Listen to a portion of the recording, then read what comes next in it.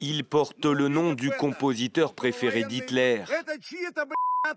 Fondé et dirigé par Evgueni Prigojine, le groupe paramilitaire russe Wagner joue aujourd'hui un rôle important dans la guerre en Ukraine, loin de son terrain de chasse favori qu'est l'Afrique. Soudan, Libye, Tchad, Guinée ou encore Madagascar. Selon le Centre pour les études stratégiques internationales, ces mercenaires sont aujourd'hui présents dans une quinzaine de pays du continent. Le modèle africain de Wagner est désormais bien connu. C'est la prédation des ressources locales en échange de ses services, comme en Centrafrique et au Mali, où le groupe a fait main basse sur les mines d'or du pays. À la clé, une immense manne financière inchiffrable, mais indispensable pour financer ses opérations en Ukraine et bien payer ses hommes. Également présents en Syrie et au Venezuela, les mercenaires de Wagner sont accusés dans plusieurs pays africains de viol et de torture.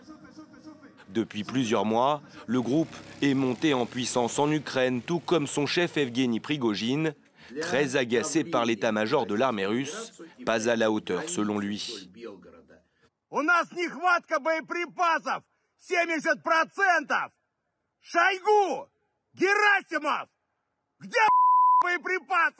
Prigojine le sait, il perd chaque jour beaucoup d'hommes, notamment à Bakhmout, où les combats font rage depuis des mois avec l'armée ukrainienne. Impossible de connaître les effectifs de Wagner, car des dizaines de milliers de détenus ont été recrutés en prison, et autant d'hommes, selon les dires de son chef, sont morts sur le champ de bataille.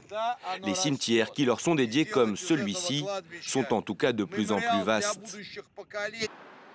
Le groupe Wagner, Vladimir Poutine, en a longtemps nié l'existence et réfute encore aujourd'hui tout lien avec lui. En novembre dernier, le groupe sort définitivement de l'ombre et inaugure cet imposant bâtiment en plein cœur de Saint-Pétersbourg, ville où Prigojine et Poutine se sont connus. Il abrite une autre activité de Wagner, sa propagande au service du Kremlin, une usine à trolls qui emploie des milliers de soldats numériques, la seconde armée d'Evgueni Prigojine.